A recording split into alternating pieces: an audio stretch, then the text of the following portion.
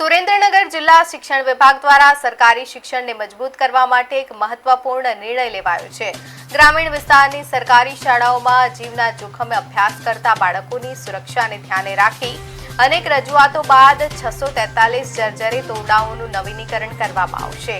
આ ઉપરાંત જે 93 ગામોમાં એક પણ સરકારી શાળા નથી ત્યાં નવી શાળાઓ બનાવવાની કામગીરી શરૂ કરી દેવામાં આવી છે।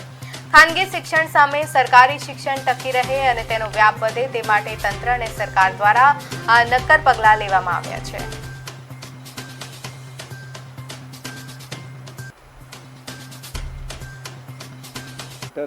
શ્રી અમને એ સુવિધાઓ પણ પૂરી પાડવામાં અગ્રેસર રહ્યા છે।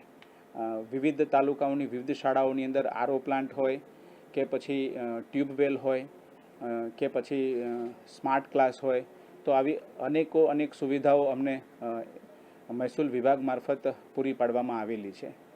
ખાસ કરીને જમીન પ્રકરણની બાબતમાં તમને જણાવું કે 93 જેવી શાળાઓને જમીન ફાળવી દેવામાં આવેલ છે અને 4ની કાર્યવાહી હાલ ચાલુ છે। આગામી સમયમાં બીજી નવી શાળાઓ પણ જો મંજૂર થઈ છે અને એની કાર્યવાહી પણ અમે તુરંત કરવાના છીએ।